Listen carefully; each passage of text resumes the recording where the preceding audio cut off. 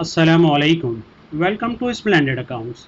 आज जो टॉपिक हम कवर कर रहे हैं वो ट्रांसफ़र आउट और ट्रांसफ़र इन का प्रोसेस, यानी कि एक वेयर हाउस से दूसरे वेयर हाउस में स्टॉक किस तरह ट्रांसफ़र करते हैं, आउट किस तरह करते हैं, दूसरे वेयर हाउस में इन किस तरह करते हैं।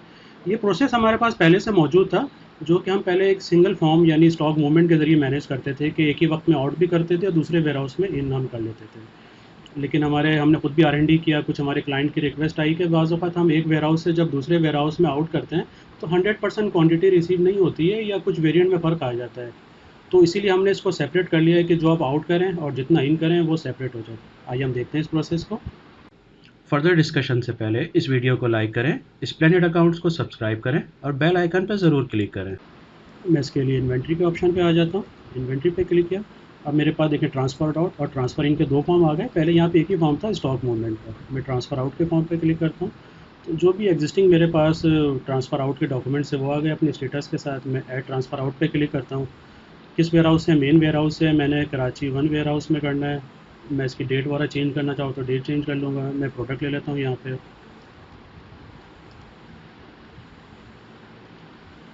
कितनी क्वांटिटी है मेरे पास, अवेलेबल क्वांटिटी भी आ गई मेरे पास 20। मैं इधर यहाँ मूव कर रहा हूँ।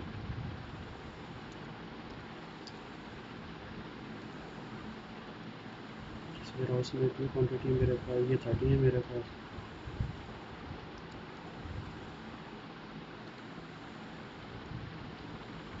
ये मेरे पास 12 है।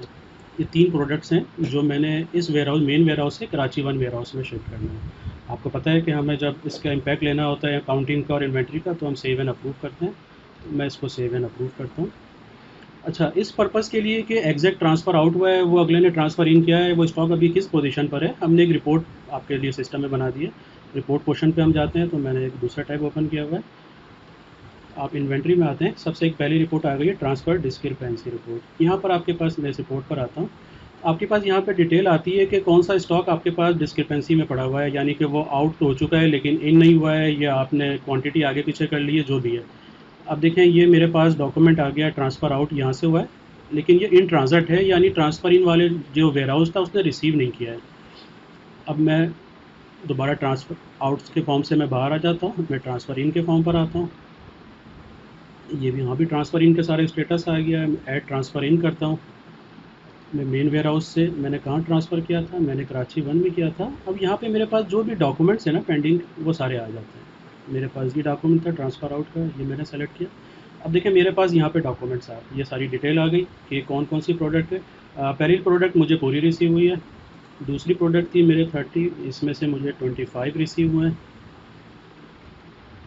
12 जो है, वैसे एग्जाम्पल में लेते हैं कि ये मुझे 14 रिसीव हो गई है, ज़्यादा रिसीव हो गई है ये प्रोडक्ट। तो मैं इसको मैसेज आ जाता है, ये हमने इसको सेव एंड अप्रूव कर दिया। अब मैं जाके रिपोर्ट को अपने पास दोबारा से देखता हूँ अगर। अब देखें आपके पास यहाँ पे, मैं इसको जस्ट शो करूँगा दोबारा।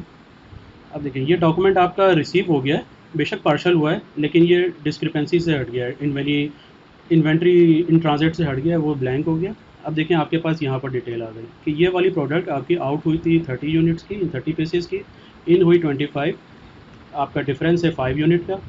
इसी तरह दूसरी प्रोडक्ट थी, ये 12 आउट हुई थी, ये 14 इन हुई है, लेकिन आपके पास 2 यूनिट एक्स्ट्रा ये रिसीव हो गई है वहाँ पे, तो ये माइनस में आ गई आपके पास।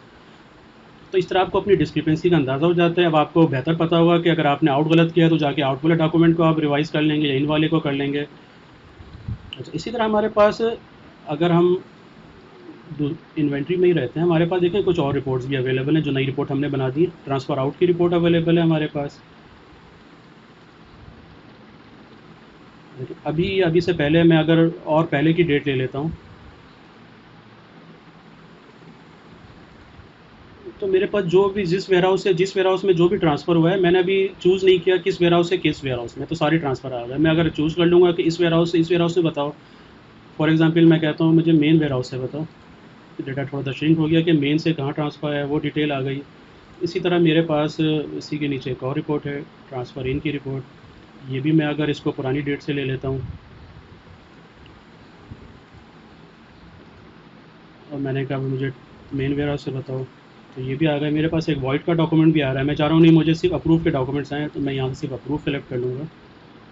तो ये प्रॉपर कंप्लीट हमारे पास प्रोसेस है कि आप अपने एक वेयर हाउस से दूसरे वेयर हाउस में कैसे ट्रांसफ़र करते हैं, उसका ट्रांज़िट का कैसे सेटअप रखते हैं अपने पास, स्टॉक इन आउट अगर आपके पास कुछ प्लस कुछ माइनस होता है तो उसको कैसे ट्रैक करते हैं। Thank you. अस्सलाम वालेकुम।